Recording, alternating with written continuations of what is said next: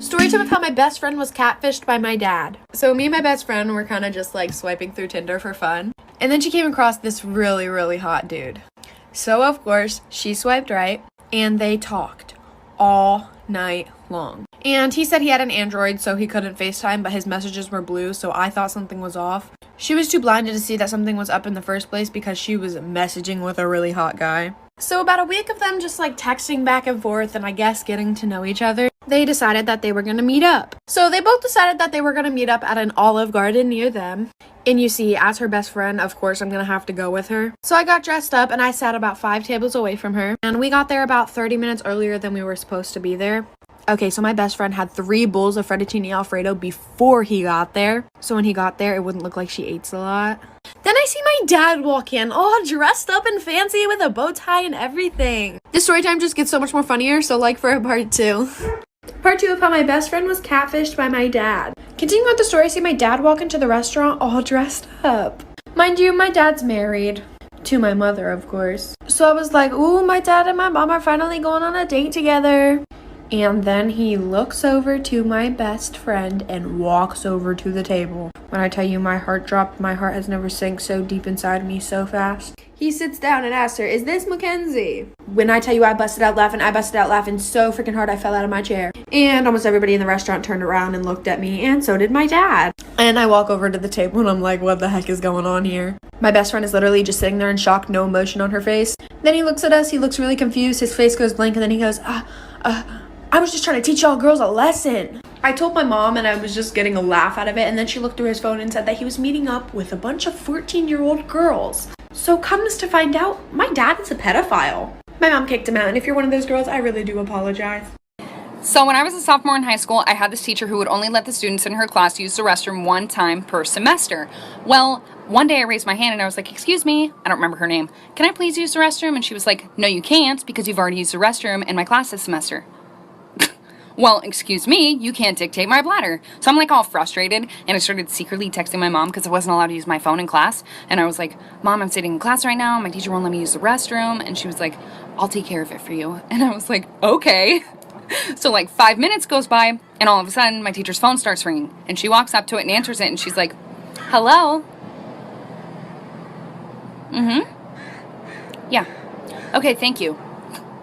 And then she walks up to me like so angry and she like slams the pass on my desk and she was like, since you have to go that bad. And I was like, yeah, I really do. Thanks. And I got up and left.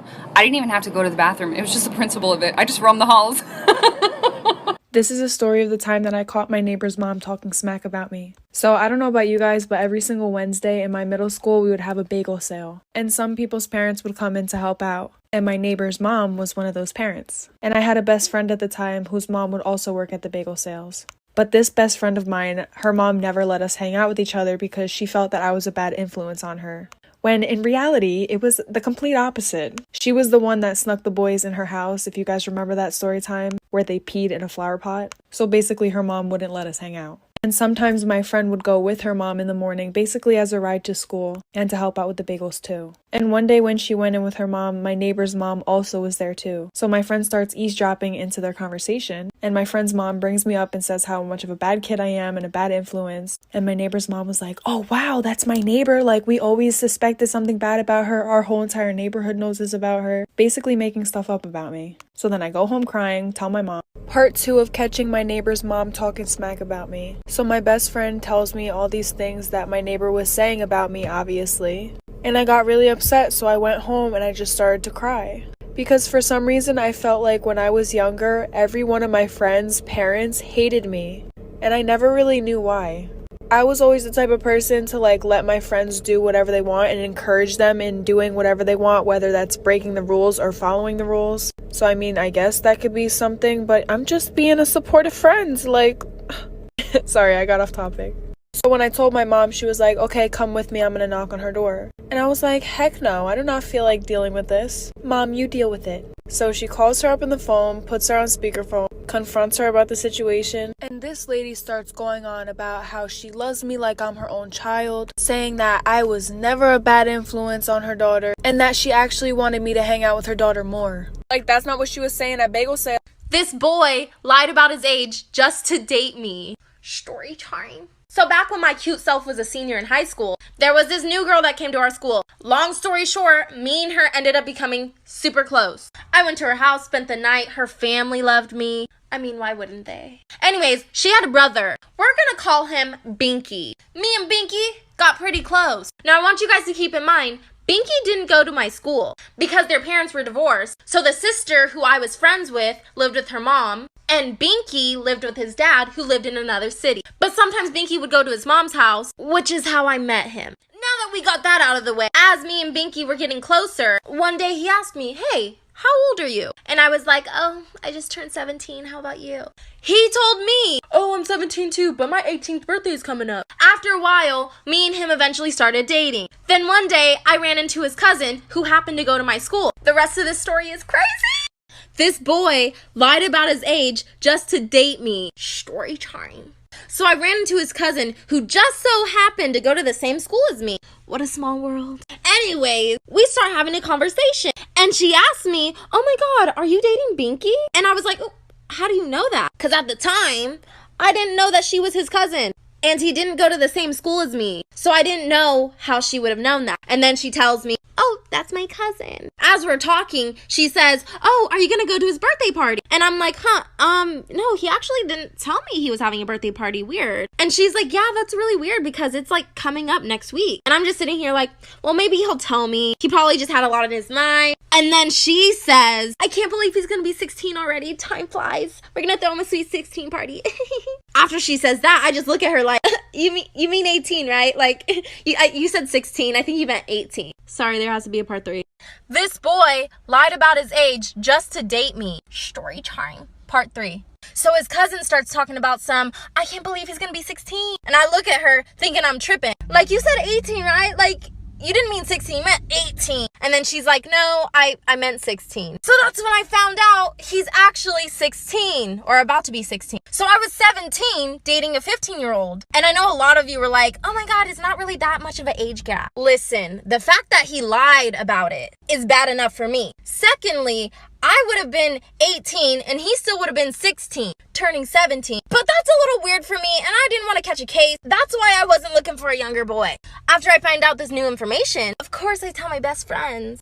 And they start hyping me up, "Break up with him," which is what I did. I sent him this huge paragraph. I kind of went off. Of course, he replied to my paragraph saying, "I'm sorry, I don't want to lose you, blah, blah, blah." I basically told him, "Sorry, I don't want to be with liar."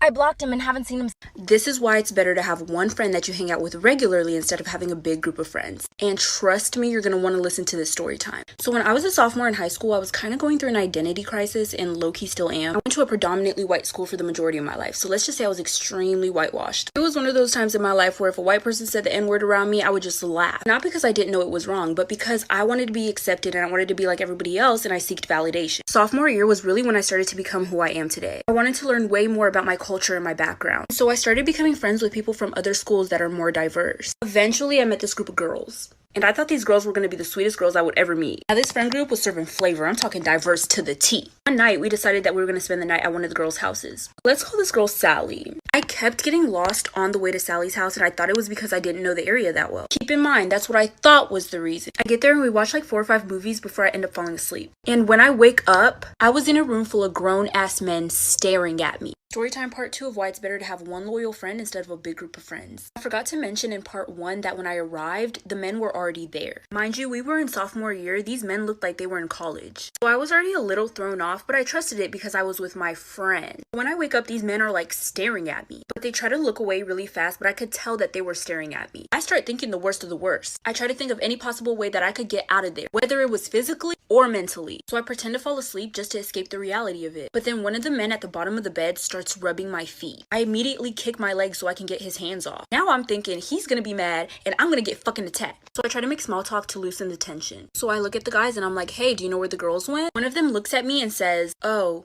they went home." So I'm like, I thought this was Sally's house. And they say nothing. So at this point, I think I'm being set up. I try my best to not make it seem like I'm suspicious of them. I casually act like I need to pee. Walk into the bathroom and I see a window. Automatically something clicks in my mind, get the fuck out of there. Making part 3 right now. Part 3 of why you should have one loyal friend instead of hanging out with a big group of friends. So I go into the bathroom and there's a window. I'm thinking to myself, I would be so dumb. I would be so extremely incredibly stupid to go back into that room full of grown ass men that I've never met before, instead of making my escape through that window right here, right now. So I trusted my gut and I got the fuck out of there. Mind you, I'm in my PJs right now. No shoes, no socks. I'm making my great escape. Call me Pablo Escobar. While I was doing all of it, I was in disbelief. Like, I cannot believe that I'm escaping, like, right now. Like, this is actually insane. Like, I did what I believed was right at the moment. And honestly, that decision might be the reason why I'm alive right now. So I make a run for it. I immediately run to the front of the neighborhood. I hide behind some trees and then I call my sister. I call my sister instead of my parents because my mom was the one who drove me there. And if she knew that something bad happened, she wouldn't have let me go out again. I'm frantically explaining everything on the phone to my sister. She literally speeds to come get me. When she gets there, I immediately hop in her car and we get the fuck out of there. On our way home, I get a text from Sally. Last part is part 4. I'm making that right now. Part 4 of why you should have one loyal friend instead of having a big group of friends. So I'm on my way home and I get a text from Sally. Hey girl, where are you? We went to the gas station to get some milkshakes. You could have came with, but you were already asleep. I didn't even respond. I just blocked all of them because I know damn well that they were not getting milkshakes. Because 1, why didn't they wake me up to get milkshakes? Because I wasn't the first person to fall asleep. I'd never fall asleep first at somebody's house with a big group of people. I saw somebody else who looked like they were sleeping, so I thought that I was good to fall asleep too. 2, why were all those grown ass men there? Nobody told me that they were going to be there. Like I said, we were sophomores. These men were in college. Maybe even graduated from college. They were grown. 3, why would she lie about it being her house? 4, why did the boy say she went home? I remember when I said I kept getting lost because I didn't know the area. Once I went back to look through the messages that I had with those girls to see if there was anything fishy going on, I noticed that they were all sending me different addresses. Either one number would be off or a letter would be off. They definitely were planning something because they were trying to get me there late. I haven't seen or talked to those girls since then.